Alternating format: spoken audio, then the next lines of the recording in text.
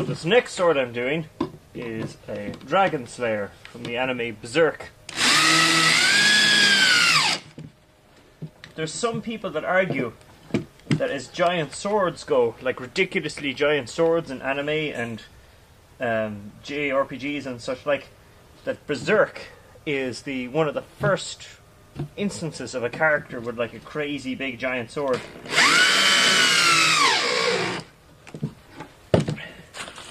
The size of it is also a point of debate because he wears it on his back, which puts a limit on how big it can be compared to him. But then in other shots, especially in the anime, I think the manga was actually better about keeping it under control. In some shots, the sword looks like it's longer than him. You know, like sometimes it's an artistic flourish, like a forced perspective shot that just makes the sword look massive. In the anime, there's one little clip that always annoys me where he's like jumping with the sword to come down on a bunch of dudes, and it's clearly drawn so that it's like the sword is much bigger than he is, like it's like 1.5 times his length, and then he does his thing, and then at the end of the fight he puts it back on his back. You know, like, it's, guys, you can't have the character wear the sword on his back if it's taller than he is. It just doesn't work. I've made the Dragonslayer before, but I haven't done a build video for it. But that size, I think it was what the customer had worked out to be like the size he wanted. And then other customers after that just kind of like wanted a repeat of the same. Like, I mean, it's, you know, because you can see it and you're like, oh, do you want it that length or bigger or smaller or whatever? And most of them just go for, oh, the big size, the size you made it before. So this is the size we worked out 1,000,000 years ago. And of course, there's some people on the internet who call it small. You know, the usual thing. They all agree that it's too thin. My slabs are only ever 1/4 inch thick, because if it was thicker than that, you wouldn't even be able to pose for a photograph. The majority of them want to at least be able to pose with it in a photograph. And even if this was 1/2 inch thick, that would be impossible, you know. And in the anime, it's like 1 inch thick.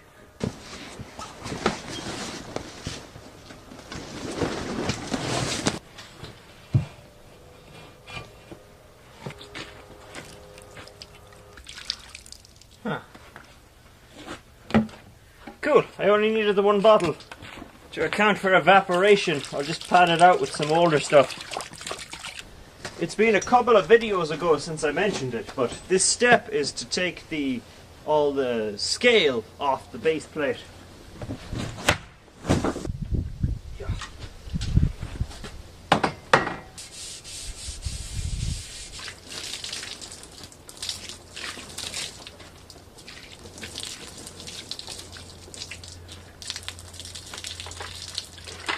Whoa.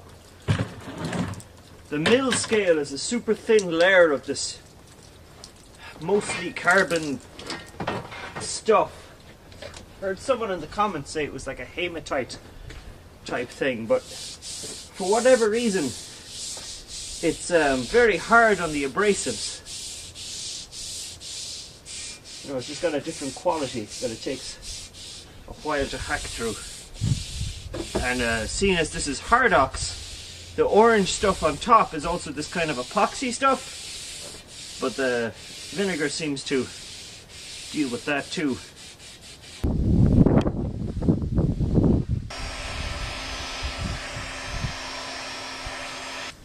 Normally I'd set up the thing inside with the bottle jack to take out the warp, but this one has such a slight warp. I'm just going to give it a go in this guy.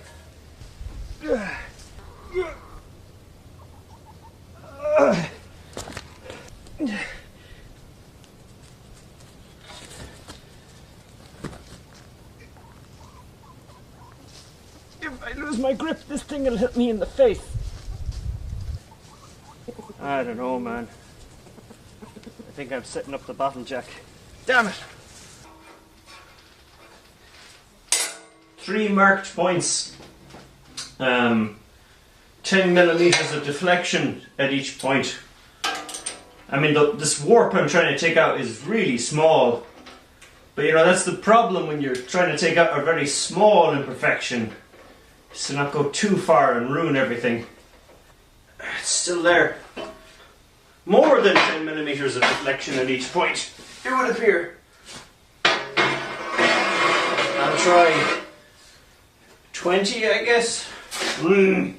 Back in the day when I worked for a big, huge industrial welding place, I used to use their rollers for doing stuff like this. You know, like big, massive things. You know, the length of the entire shop. I mean, you wouldn't get it in here, but I'm trying to think, would it physically... It would probably physically fit in here. But, you know, I used to roll the blank the opposite way. You know, it was for curving plate steel. Roll the blank the opposite direction and then check was it flat, and then walk around the machine and then put it through again in little tiny increments. And just to think though that I used to moan and complain that that took ages. Moving here and setting up my own little tiny workshop. There's lots of readjustments I had to make when I stopped working semi-parasitically. I do miss the big giant rollers. This is sliding now because the half-inch base plate is also bowing. Nearly there. I'm trying to get it up to 230, which would be 30 mil of a deflection.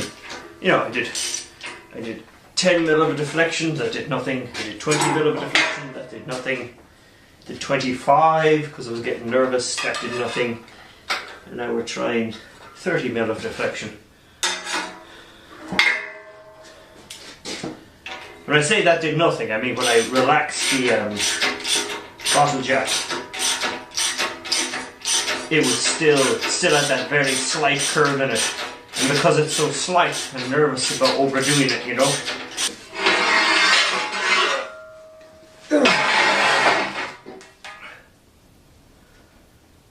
Oh man, it's so close. So close. I might give it another blast. Do it up to... One more try. So this sword is so old that not old, rather. I started making this one before I really knew what I was doing. So instead of making life-size templates, I actually had a list of measurements. This is a text file somewhere on my computer. 180, 130 back, down to the center. Is that right? The gap is 16 millimeters. Oh wow, I didn't know that. I thought it was 12. And this is for the roundy bit at the end. But what I'm doing now is the tip. And according to this thing, it's 130 back. Shloop. And then up to the center. Clunk. It's fairly snub-nosed if memory serves. Whoa! Important historical document nearly blew away.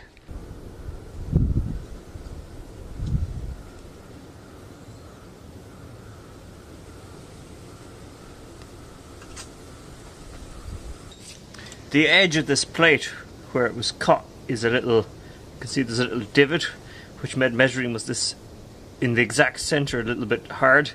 So sometimes when I had to deal with that, like the edges of plates being off, so a straight line across, and these two things are both exactly 61 mil, you know, without being planned. You know, I could have drawn anywhere and just see like were the two line sections the same length, and they were. The corners on plates often get weird if you're trying to get a measure from them.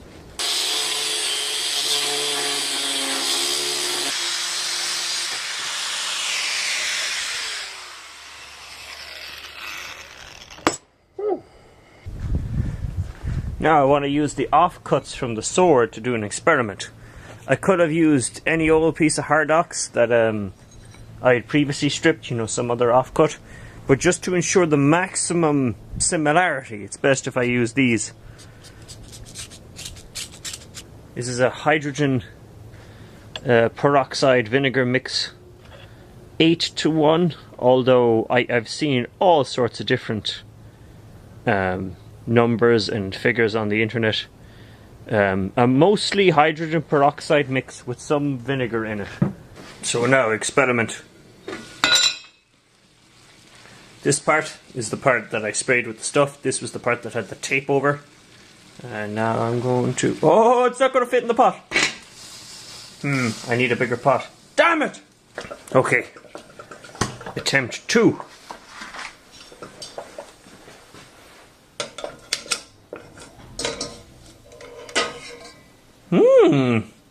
This is the real test now.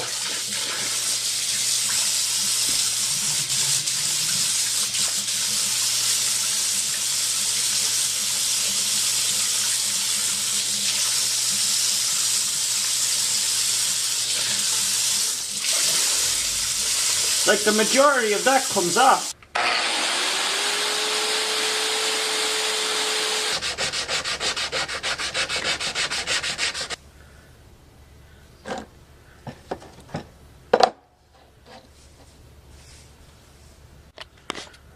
So this is the results of the experiment. The one on the right was the boiled one, the one that was rusted and then boiled, and that happened on the same day. The one on the left I left out over the weekend and then didn't boil it. I just used the steel wire brush, and while they both kind of worked, I mean they both worked, but I do think this one, because of the way the Dragonslayer is drawn, I think the mottled look will be better than this smoother look. And this is less dark, weirdly enough. Like, this is more just like grade. So I think this is the one I'm going to go for. I'm going to figure out how to boil, or not figure out, I know how I'm going to do it, but I'm going to have to set up a thing to boil a giant sword. There's no point over wetting it either, I find. Yeah, I should have been wearing my respirator. That's real stinging in my nose. Yeah, there's no point over wetting it. I'll let it do its thing, then wipe it down and squirt it again, come back to it. Oh, you can see it's kind of starting to work. But I find if you squirt too much, it forms great big flakes that come off instantly. The trick is to let it do its thing slowly, slowly build up the rust.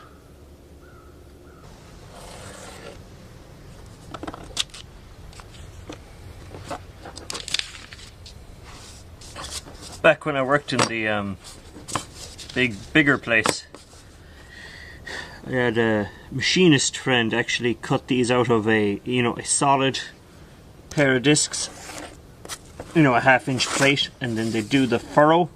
This is like a trench, they carve it out for me. Moving here though,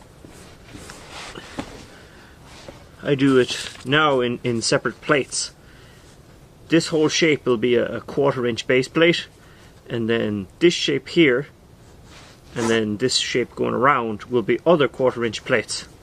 This one will be welded around from the outside, and this one will be plug welds on the surface. While it's more work, it's debatable which method was actually better, because using this method I get a firmer join. Come on, sorry, I'm talking slowly because I'm concentrating. There we go. Because this is now a separate plate, it's not part of a big giant plate. Before I use the plug welds to join this onto the surface, I have all of this underside cut out. There's another, I don't have it drawn here because it doesn't matter, but there's another semicircle cut out of this 1/4-inch base plate, and that's how this thing gets welded onto the sword. And then when the handle comes out of here, well, it would take a tremendous amount of force to separate all those things.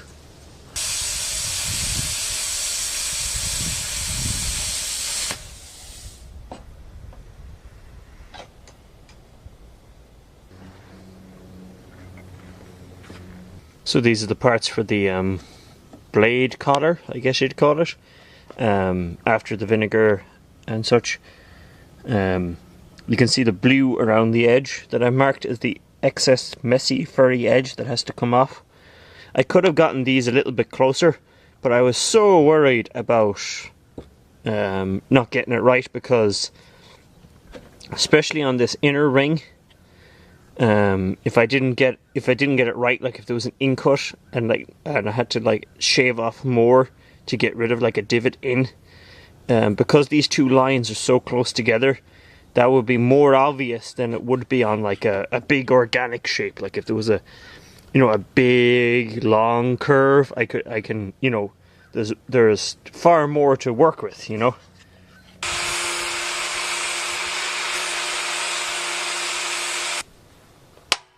So now that I've done the guts of the job with the angle grinder, I have this set up with the die grinder in the crock lock. This is 90 degrees.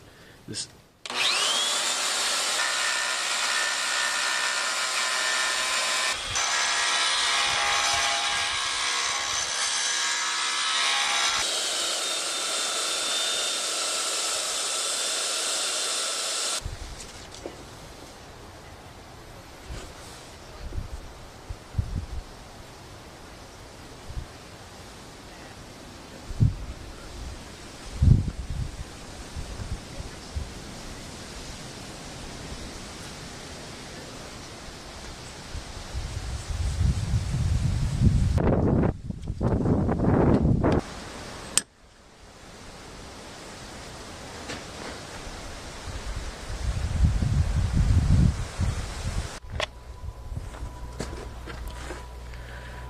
So I ground around the edge, welded these guys together, and now I've tacked the two plates together so that as I grind them, even if there's some minor difference, you know, like some minor deviation from the actual template, at least they'll be the same as each other.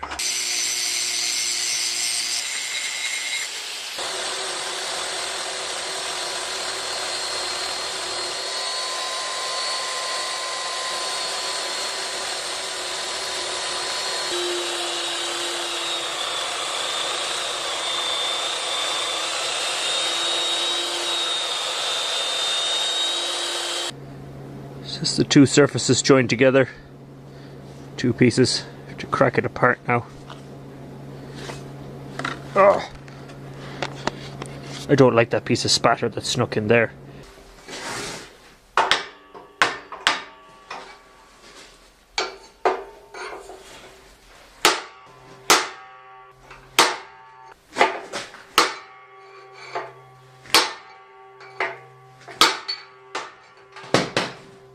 Curse my excellent welding skills!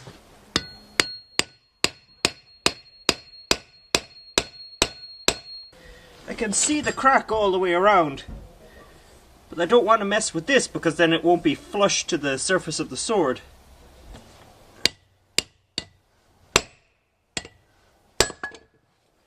Oh wait, it's coming! Yay!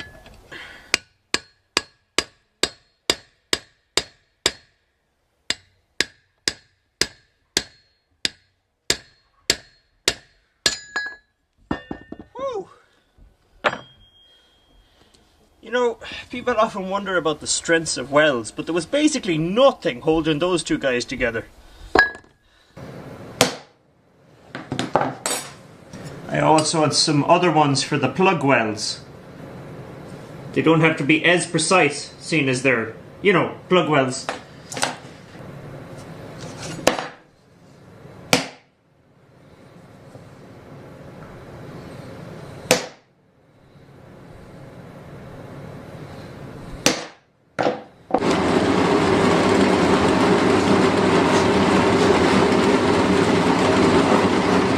This hole, I'm paranoid about it not being in the center, so I'm drilling it out 5mm first, and then I'll widen it out to 3/8. It's for this pin and chain link type arrangement. The anime and stuff he uses it to hang it on his back.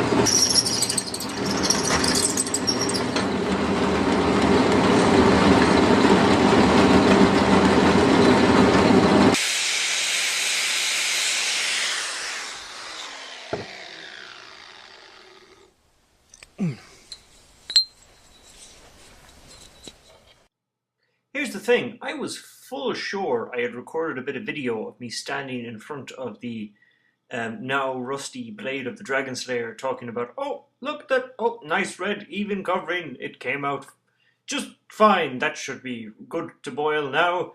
But for the life of me, I couldn't find it anywhere. I'm inclined to believe I was very tired and didn't actually hit record. Yon trough is just a barrel I cut in two, filled with regular water and probably sludge. Sometimes when I'm doing videos and stuff, I'll fill it with oil and light it up if I want a fire in the background or something. The important thing if you're doing this by yourself is to make sure the trough is reasonably level before you start doing your thing. The more level it is, the less water you'll have to use, and the less water you have to use, the shorter amount of time you'll have to spend heating it up.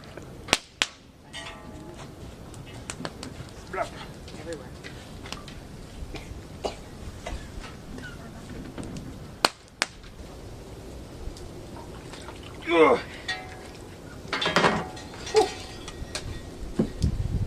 My eyes! Now the trick is to dry it off before it gets regular rusty again. Because it was so hot,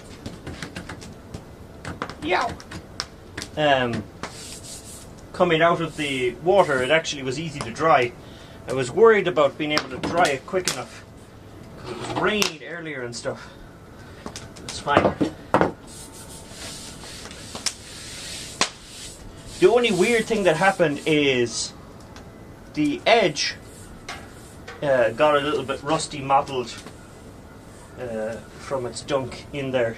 But I wanted to polish this up anyway, so it won't be, that's not, I mean it's only that much to polish, so this is way doable.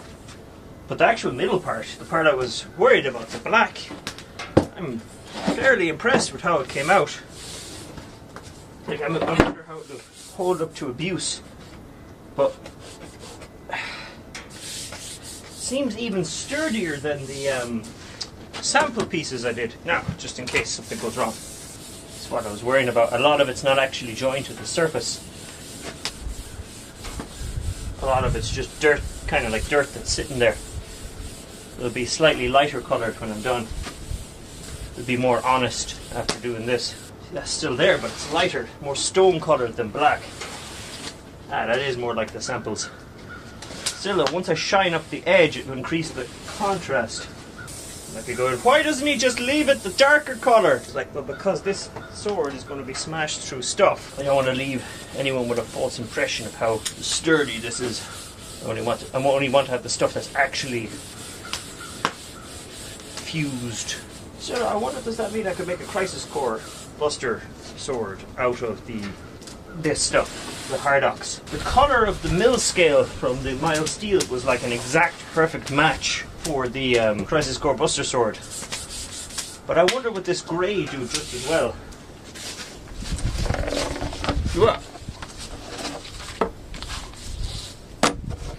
So for the pommel, I actually did find a lump big enough. Normally I have to weld different parts together and stuff, but I prefer obviously when I can just carve it out of one big lump. Not because it's stronger, but because it's way less work. The pommel is another thing that varies a lot from version to version, but I think most of them are longer as opposed to wider. I've seen some of them that are very squat and wide, but you know, I think there's more of them that are portrayed this kind of long shape.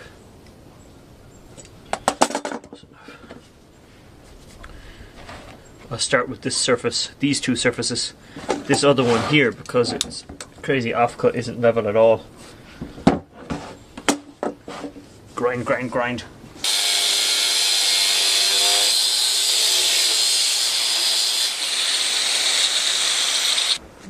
Using the Franken grinder to get the last part because it has a narrower this diameter is the narrower, like the head of the tool and stuff, so the disc can get down deeper.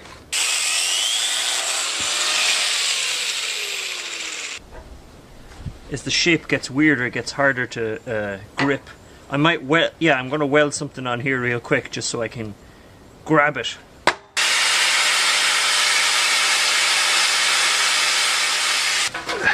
Now I have to cut the other direction.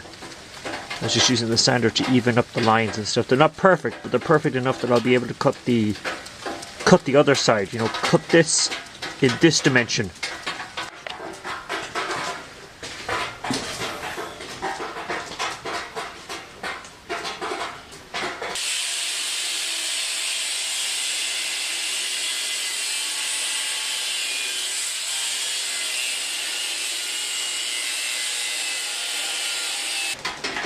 I have to bevel the edges, but that's the basic shape.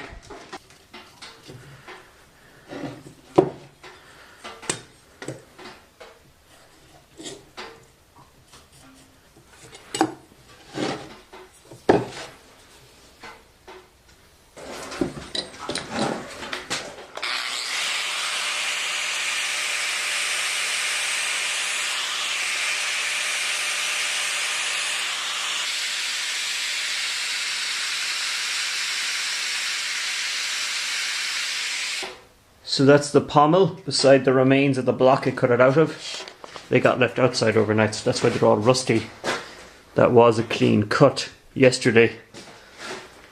Let's get a kick scene out of what you can make out of old crap.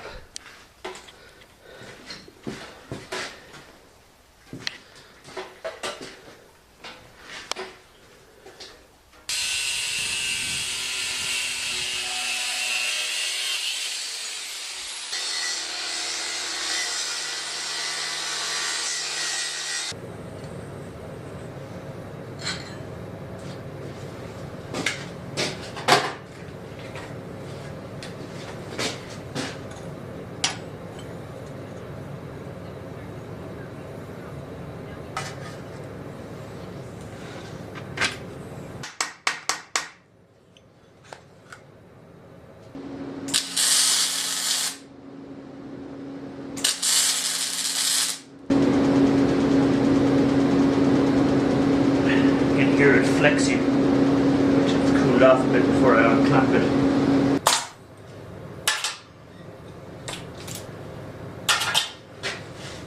Ah, still flat as a pancake. Cool.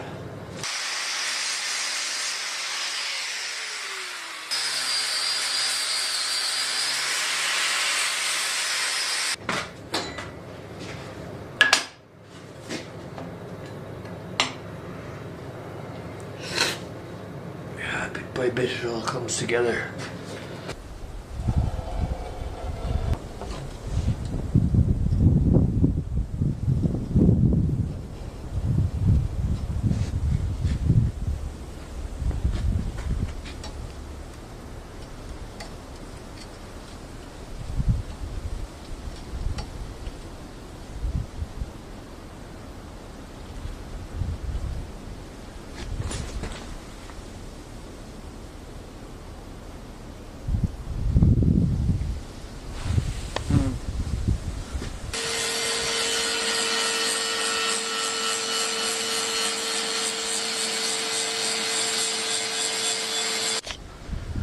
I thought this leather coat would be enough, but it started to burn through the sleeve, so I have to get this guy out.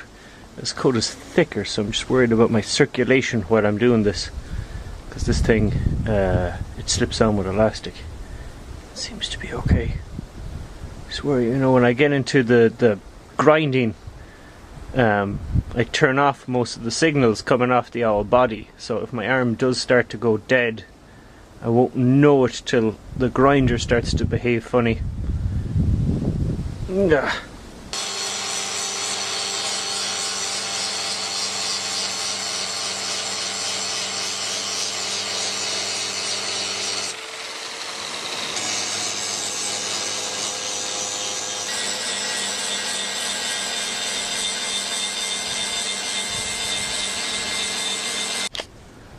Sparks.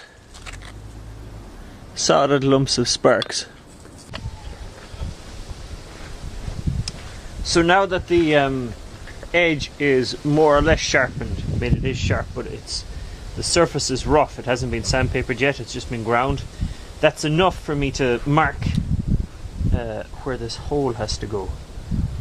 because I have to plasma cut, because the Hardox is too hard to drill, or too hard for me to drill with what I have here. I'm going to plasma cut this hole. Obviously there's lots of very careful making sure this was in the right place kind of thing going on.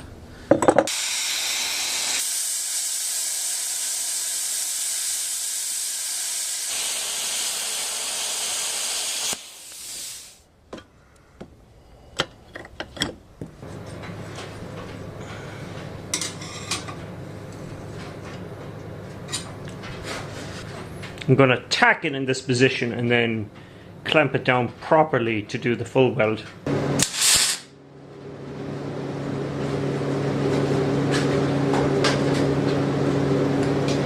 I really like having the plasma cutter for doing all of these odd shaped guards, you know? Like it would be a pain in the ass to make these with the angle grinder. Now I'll move it to the big table and do the full weld. The reason I didn't do these tacks on the full table is once it's clamped flat, I wasn't able to slide the ruler square down the side and get a measure. But now that it's tacked and not moving, I don't need to do that anymore. So now I'm about to attach the second side after doing the full weld on this side. I can't clamp this flat now because of this guy. So instead I put a 1/2-inch spacer way up there.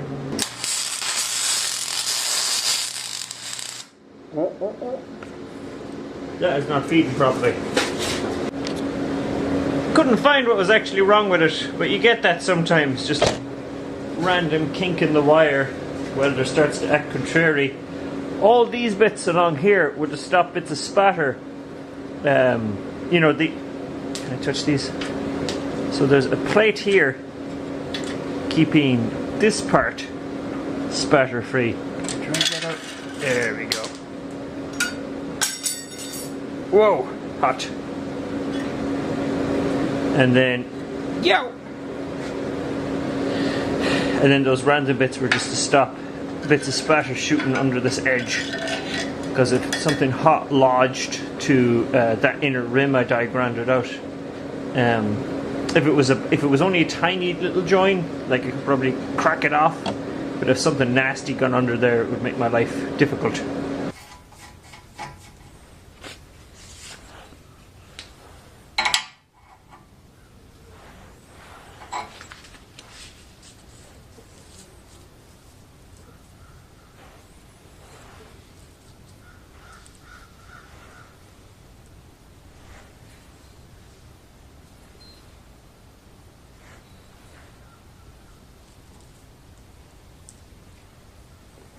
$15.5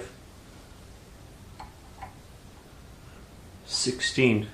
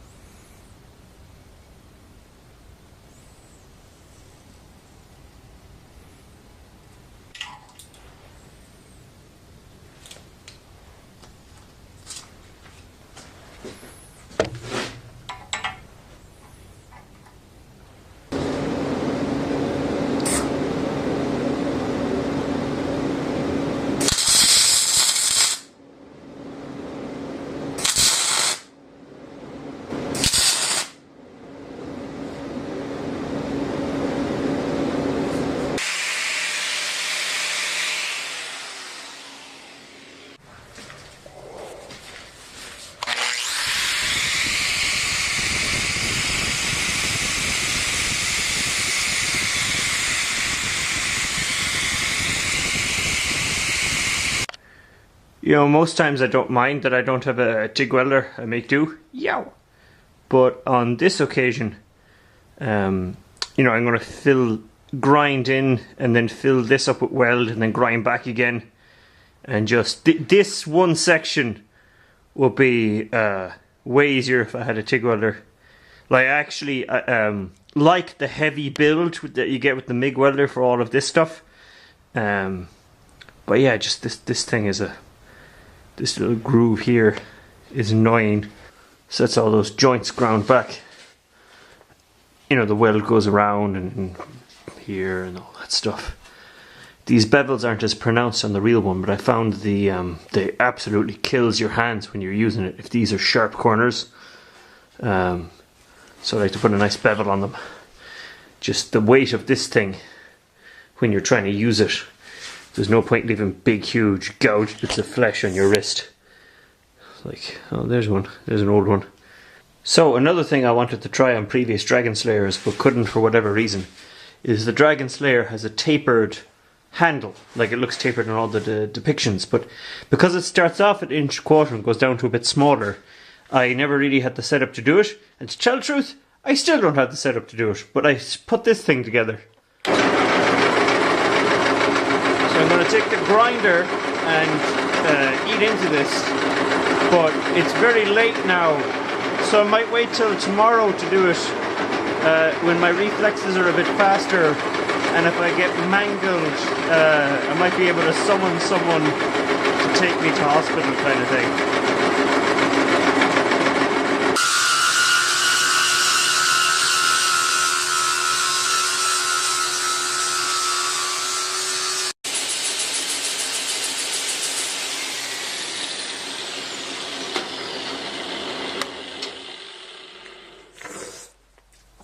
Whew.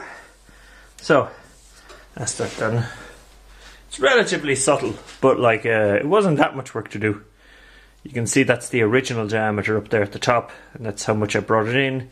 And then, god damn it, because it does a gradual coming out to the original diameter again at the bottom, it's almost imperceptible, but it's debatable whether anyone will notice I did that or not. God damn it. So one of the things I was worried about doing this is, now that it's tapered, centering the handle and making sure it's lined up properly with the blade. So this bit, buddy bit at the end is still the original diameter, and this bit here at the end where I'm going to chop it off is the original diameter. So I'm going to insert this thing. I just found a piece of 1/8 inch, shoved it under, and then slid it along till it was making contact with the bar. And these two are clamped down, so you tack here, and all of a sudden this thing now keeps it at that original, floating at that original height. So tack it here, cut it off there, cut off this nubby bit so I can attach the pommel. But this thing here, welded on, will still ensure that when I put it on the table, you know, it's rested on that wide piece here and rested on the original diameter here, and the sword's up here, that it's still, in theory, lined up with the sword properly. I hope. I also have to drill 2 holes. Having this bit here will make drilling those holes easier. I like to use rivets to hold the bandages onto the handle. Kind of raggy things. 3/16. This little piece of plastic here is invaluable. Whatever it is, 30 cents worth of plastic. There we go. But I get unduly distressed when it goes missing. So, measured across, get the center lines of this guy. Took a paper tracing of this guy and then folded it over to get the centers of this. It's not, because of the nature of the poverty lathe I constructed, it's not perfectly round, it's more ovoid. So then, but fold it over, I have the center of that, so then I can take it and put it on the center lines I drew here and get where I'm supposed to mount the handle, which does look more tapered now that I've only cut out the section I'm actually using. And that gets mounted there, and careful to be a lot of fiddling to make sure that it's actually in the middle. That hole is for the rivet. I wish I had a more sophisticated way of clamping this, but I guess this will have to do. Because, you know, it's one odd shape with no 90-degree angles and another odd shape with no 90-degree angles. There wasn't a lot I could do except eyeball it up and down. Might have to adjust it once I'm actually done welding it.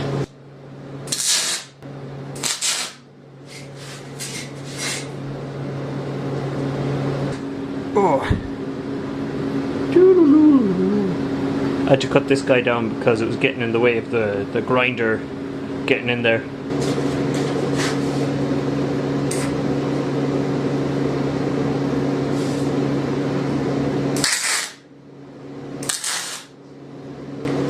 Now, wasn't lined up yet, but I wanted to get that first tack in.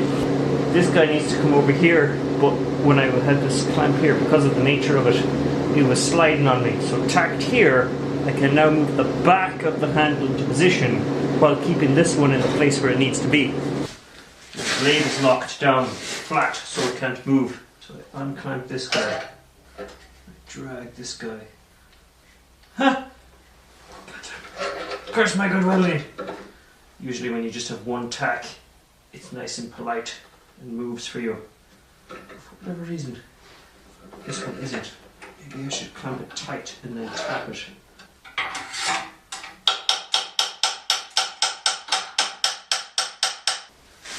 Let's see what happens when I turn the lights off. Can you actually see what I was trying to line it up with? The laser is suspended from the roof and pointing more or less directly down, lined up with the tip. I'm moving around in more or less pitch darkness now. Turn it on the viewfinder. Oh, you can see the line, but you can't see any of the sword at all.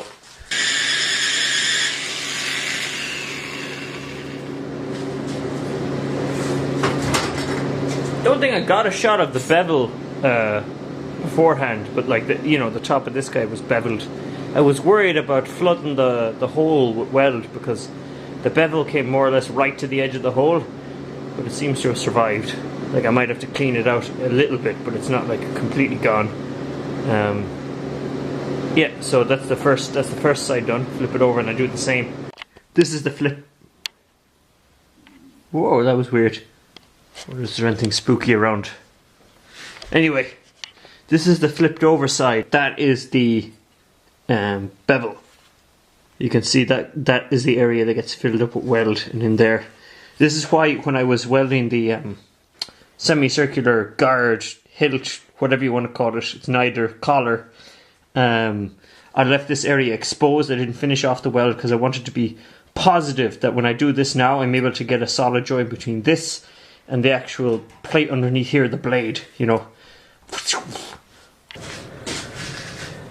It's hard underneath the artificial light. Everything looks more glary, especially on the camera there. But that's the basic shape. You know, all the excess ground away so that it's comfortable on the hand. And there's a slight swoop up into the collar, which the actual one from the anime more shoots straight in, or at least that's what it looks like. But the collar on the anime one is much wider, so I think that's more obvious. And also, once I wrap this in bandages, that like little, you know, like if looks weren't an issue at all, you'd leave all of the weld for maximum strength. So I'm going to leave that. I'm going to leave that swoop, not have it be like a dead, you know, a false, you know, like I could, if it looked like two separate pieces, if I wanted it to look like two separate pieces, like I do when I'm doing the Buster Sword, I'd grind this more, grind it round, get sandpaper out and stuff. This will be, since this gets wrapped in bandages, you might as well leave it as strong as possible.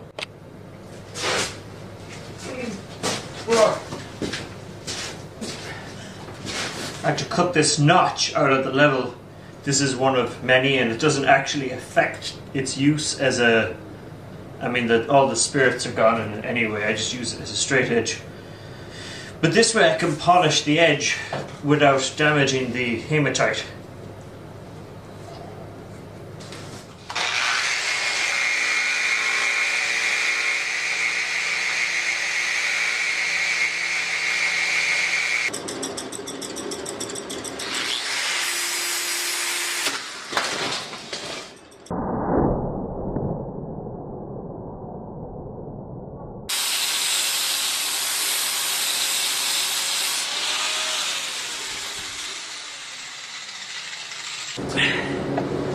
The hole through the collar on the sword has this chain link thing hanging off it.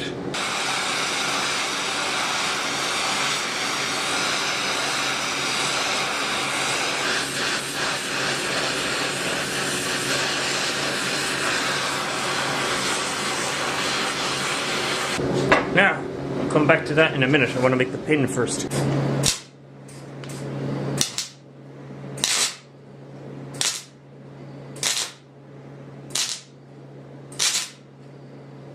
So I find the dome nuts that you can buy, they ride a little high, like they're very lumpy, and if you look at the thing, it usually looks like a nice neat stud, which I guess was supposed to imitate a rivet or whatever. But I like something you can actually screw on. So I usually, because the dome nuts are, like I said, they're very high, I usually custom make a thing, just with a screw and a weld a screw on top, and then make a very flat, small cap.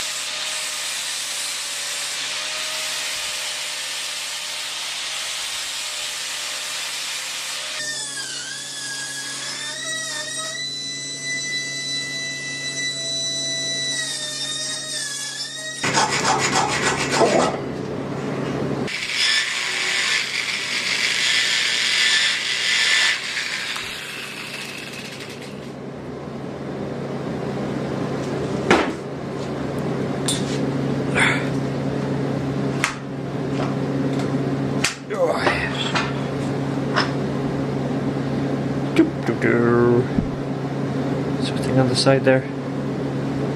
I don't like that.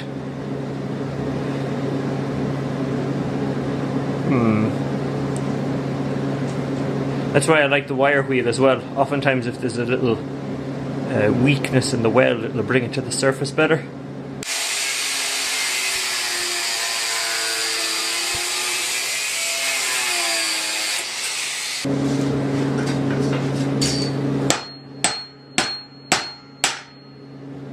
Ugh.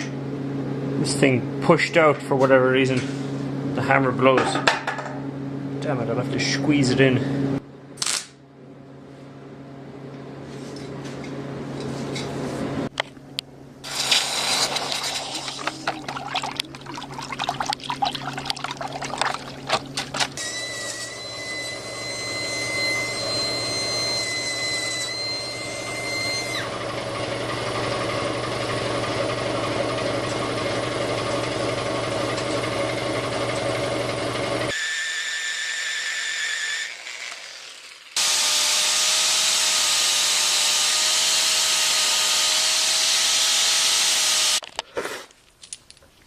There, that's that thing finished. I hope that's the 3/4 inch. No, not 3/4 inch, 1 1/4 inch. If it's not, I have to shave down the head. Oh.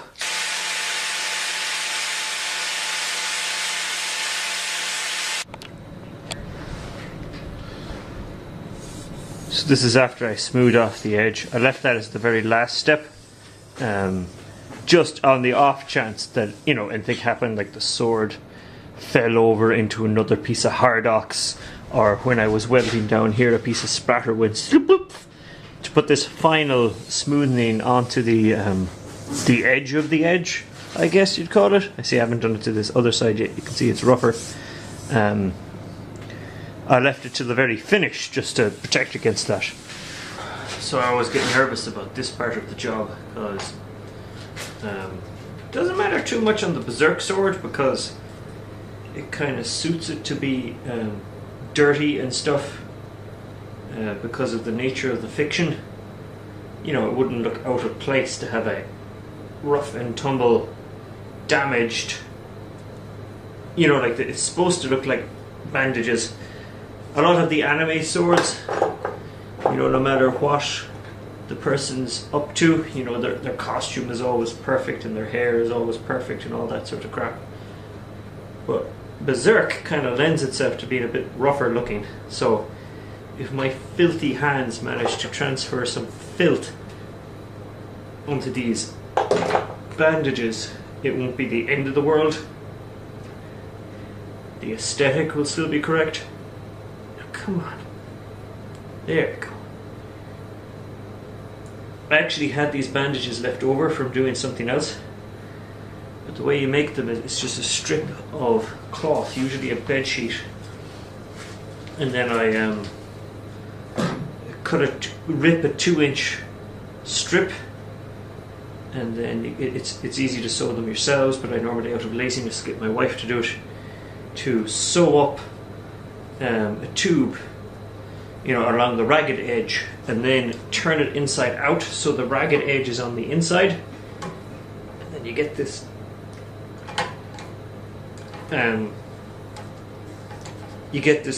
bandage that has flat edges, you know, because if you just rip a piece, that doesn't work. Also, I don't know, can you see, I've covered the handle in duct tape because it's a cloth bandage. There's always the certainty of people sweating through it. And while I wouldn't be worried about rust damaging the structural integrity of the handle or whatever, because it's so thick, that wouldn't be an issue. What I would worry about, although that might look cool too, is the rust then seeping back through, and then your off-white rags would then start to look kind of red. Actually, that would be probably cool. Anyway, I put tape on to stop that. Turning the tube inside out is kind of fun. When you've made the, you know, sewed up the tube, you stick a big long thing. Usually I stick some sort of bar, but any kind of, you could do it with a stiff wire too, and then lock it in a vise. Because a lot of what you don't realize is, you know, like these kind of swords that are wrapped around and around, you need an extraordinary length of stuff to do that, even with a moderately sized handle. And the big long handles on my swords, you need a huge big long thing. I'm going to use the needle from my splinter kit. Find the actual hole. I think it's there.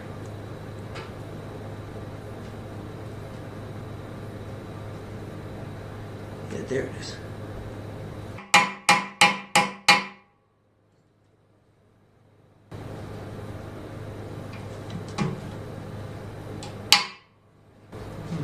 Don't like that's left. That took so much force to get into. There's some sharp edges left.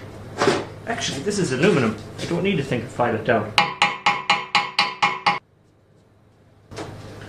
This is just that regular contact cement stuff, the type the glue sniffers use.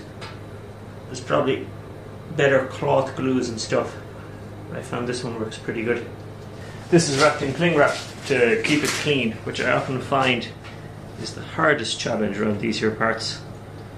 This is the, you can see the nut has been rounded off except on two of its sides.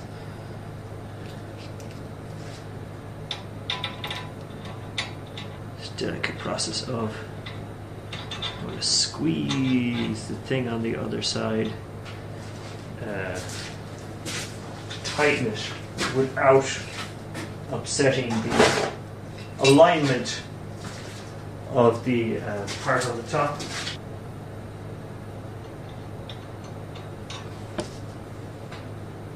Oh. There we go.